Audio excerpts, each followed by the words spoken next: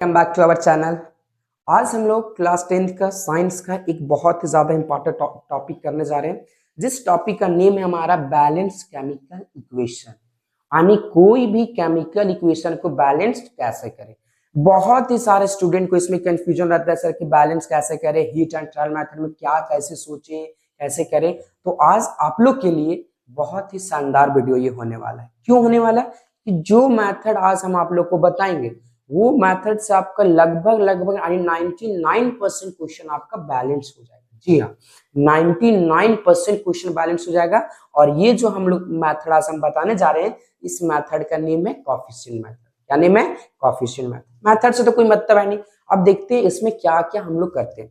तो एकदम मेरा एक एक स्टेप को ध्यान से देखिएगा, बहुत ही आसान रहेगा। चलिए फर्स्ट स्टेप, सर एक हमारे यहाँ केमिकल इक्वेशन लिखा गया है, हम इसको हम बैलेंस कर रहे हैं। इसके लिए थोड़ा सा एक दो काम करें, उसको ध्यान से देखिए। कोएफिशिएंट कहने का मतलब कि जो हमारा यहाँ पे जो भी रिएक्शन लिखा हुआ है, सब में हम अपने मन से यहाँ से ए, इस जगह पे बी, यहाँ पे सी और यहाँ पे डी बस मान लिए। आप लोग क्या कीजिएगा, इसे पेंसिल से आसानी से ए बी सी डी का value A B C D मान लेना। अब यहाँ से करना क्या है कि जो हम ए बी सी डी माने हैं ना, इसी का हमें वैल्यू फाइंड करना है। अब वैल्यू फाइंड करने के लिए एकदम ध्यान से देखिए कैसा कैसा हम स्टेप को फॉलो करें।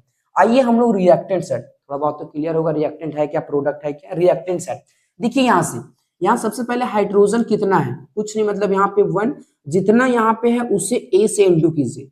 1 को ए से इंटू करेंगे क्या हो जाएगा हमारा ए। अब देखिए क्या रिएक्टेंट सेट और कहीं भी हाइड्रोजन दिख रहा है? जी हाँ सर, हमारा एक यहाँ पे रिएक्टेंट सेट क्या दिख रहा है? हाइड्रोजन। अब आप लोग सोचिएगा नहीं सर यहाँ तो OH है, नहीं वैसे नहीं देखना कहाँ पे OH है। क्या देखिए तो हमारा प्रोडक्ट साइड भी कहीं OH साथ में है? नहीं है। मतलब यहाँ से ये हुआ कि हमारा हाइड्रोजन अलग है और ऑक्सीजन अलग। एकदम स्टेप को ध्यान से देखिएगा बाबू। क्या है सर, यहाँ हमने देखा हाइड्रोजन एक था, उसे ए से इंटू की ए हो गया। अब रिएक्टेंट साइड ही है तो बीच में लगाएंगे प्लस। अब यहाँ पे हाइड्रोजन कितना है? 2 है। 2 को कोएफिशिएंट से इंटू कीजिए, क्या हो जाएगा 2b। ये हमारा था रिएक्टेंट साइड। अब बीच में इक्वल का साइन। अब चले जाइए प्रोडक्ट साइड। अब सेम इलेमेंट, जिस इलेमेंट को रिएक्टेंट साइड देखिए उसी इलेमेंट को प्रोडक्ट साइड देखिए। प्रोडक्ट साइड इधर कहीं हाइड्रोजन नहीं है सर, हाँ यहाँ पे हाइड्रोजन है, कितना है 2। 2 को कोएफिशिएंट से इंटू करेंगे, ये हमारा क्या हो जाएगा 2d। पहला इलेमेंट का क्लियर हुआ कंसेप्ट, कैसे क्या किए। कोई दिक्कत थोड़ा सा लगे कंफ्यूजन आप बाकी दोबारा देखिएगा, क्लियर हो जाएगा। पहला स्टेप, इसे मान लेते हैं इक्वेशन 1। अब हमारा हाइड्रोजन क्लियर हो गया। सेकंड में क्या है NO3।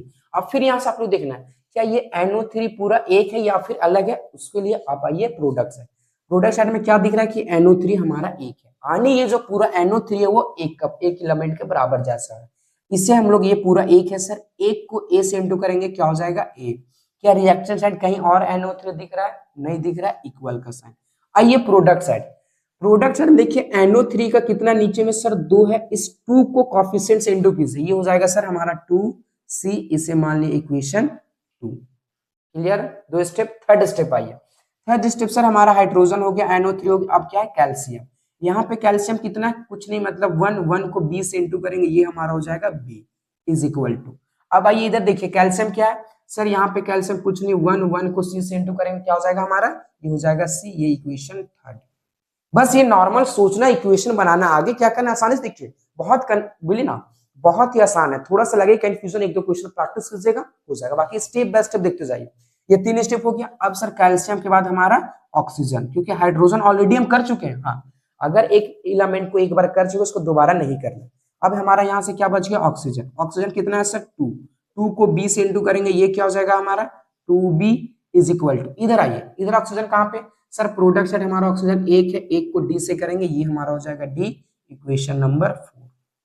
ये था हमारा पहला स्टेप। पहला स्टेप में क्या था, सारे कोएफिशिएंट को सर नंबर ऑफ एलिमेंट से इक्वेट किए, वो हमारा चाहे नंबर ऑफ रिएक्टेंट साइड हो या फिर वो हमारा number of element product side हो। अब जैसे ये कर लिए, अब इतना करने के बाद सेकेंड स्टेप में ये है, आप ये 4 इक्वेशन में यानी ए बी सी डी है, बस हमें उसी ए बी सी डी का वैल्यू चाहिए। आप यहां से कोई भी एक वैल्यू को 1 मान लीजिए। हाँ, हर एक क्वेश्चन में आप एक वैल्यू को क्या मान लेना है, ए मान लेना। अब जैसे या किसी को भी 1 मान लीजिए। फॉर एग्जांपल हम क्या किए, यहां से सर देखिए थोड़ा सा ये आसान था, यहां से हम अपने मन से बी का वैल्यू क्या मान लिए 1। बी का वैल्यू क्या मान लिए 1। अब b का वैल्यू जैसे 1 माने, हमारा इक्वेशन थर्ड से क्या पता चला, अगर b बराबर 1 है तो c बराबर भी क्या होगा, 1 होगा। यानी सर यहाँ से हमारा c बराबर भी क्या हो जाएगा, 1। b को जैसे हम अपने मन से 1 माने, हमारा c बराबर क्या हो गया, 1। b और c निकल गया, हमें सिर्फ क्या चाहिए, a और d। अब देखिए वह कौन सा इक्वेशन सॉल्व करने से हमारा a का वैल्यू आएगा और d का वैल्यू आएगा। देखो यहाँ से क्या करें सर, अगर हम इस इक्वेशन को सॉल्व करें, इस इक्वेशन को यानी इक्वेशन सेकंड को, वहां देखिए क्या हमारा c का वैल्यू निकलेगा या फिर a का वैल्यू c का दिया हुआ है। सर इक्वेशन थर्ड सॉल्व करेंगे, a is equal to 2 into c का वैल्यू कितना है, c का वैल्यू सर 1 आया, यानी यहाँ से आपका a बराबर क्या हो गया, 2। b पता चल गया, c भी सर हमारा निकल गया, यहाँ से हमारा a भी निकल गया। हमें एक और वैल्यू किसका चाहिए सर, हमें एक d का चाहिए। अब देखिए तो d कहीं दिख रहा है, हाँ सर d तो हम यहाँ से निकाल सकते हैं, वो क्या है 2 का 2। b का वैल्यू कितना है सर, b का वैल्यू 1 इज इक्वल टू d, यानी यहाँ से आपका d का वैल्यू कितना आ गया, 2। ये था हमारा थर्ड स्टेप, और जो ये बना लिए 90% आपका क्वेश्चन सॉल्व हो चुका है। जी हाँ 90%। देखिए क्या था स्टेप को, पहला स्टेप में क्या था सर, एबीसीडी अपने मन से कुछ माने, अब उस कॉफिशिएंट हर एक एलिमेंट से कॉफिशिएंट को इनटू करते हुए से इक्वेट किए, और इक्वेट करने के बाद जो हमारा थर्ड स्टेप था, सॉरी सेकंड स्टेप, उसमें हम किसी का वैल्यू अपने मन से 1 मान ले। अब जैसे आप एक का वैल्यू 1 मानेंगे, अब यहाँ इक्वेशन को देखते हुए हम लोग सारा वैल्यू को सॉल्व कर लिए। अब जो जो वैल्यू आया है, जो जो आपका वैल्यू आया एबीसीडी का, आप वहां पे उसे पुट कर दीजिए। पुट करने कहने का मतलब कि हमारा ए का वैल्यू यहाँ से कितना आया है, 2, तो इस ए की जगह पे हम क्या पुट करेंगे, 2। हमारा बी का वैल्यू कितना आया है, 1, इससे सर हम यहाँ पे पुट कर देंगे 1। हमारा यहाँ से सी का वैल्यू कितना आया सर, सी का वैल्यू 1, इसे हम पुट कर देंगे यहाँ से भी 1। और हमारा डी का वैल्यू क्या आया है, 2, सर यहाँ हम डी का वैल्यू क्या पर पुट कर देंगे, 2। पुट कर दिए, हो गया बैलेंस। अरे जी हाँ हो गया बैलेंस, सोचना ही नहीं है। ये था हमारा कोएफिशिएंट मेथड। देखिए क्या था, एक बार आसानी से देखते हैं।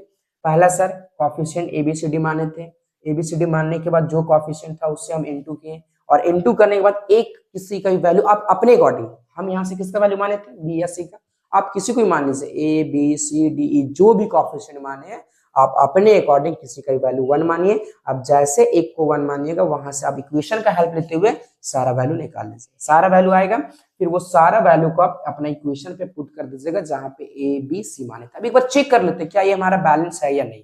बैलेंस कहने का मतलब नंबर ऑफ रिएक्टेंट, हमारा जो रिएक्टेंट साइड और नंबर ऑफ एलिमेंट, वो हमारा प्रोडक्ट साइड हमेशा क्या होना चाहिए, बराबर। आते हम लोग चेक कर, देखो यहाँ से, यहाँ पे हाइड्रोजन कितना है सर, 2, यहाँ पे हाइड्रोजन कितना है, 2, 2 और 2 4। रिएक्टेंट साइड हाइड्रोजन कितना आया, 4। प्रोडक्ट साइड सर हमारा हाइड्रोजन कितना है, 2 2 जा 4, hydrogen balance. Next NO3, NO3 यहाँ पे कितना है सर, यहाँ पे 1 है, 2 को इंटू करेंगे 2, NO3 यहाँ पे कितना है, 2। नेक्स्ट हमारा आता है सर कैल्शियम, कैल्शियम यहाँ पे कितना है, 1, कैल्शियम यहाँ पे कितना है, 1। अब बच गया ऑक्सीजन, यहाँ पे ऑक्सीजन कितना है, 2, 2 को सर 1 से इंटू करेंगे, ये भी क्या हो गया, 2। यानी ये हमारा केमिकल इक्वेशन हो गया बैलेंस। तो ये था हमारा कोएफिशिएंट मेथड।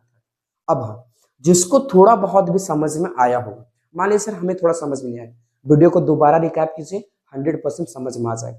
और अगर समझ में आ गया तो आप लोग के लिए एक हम होमवर्क दे रहे हैं।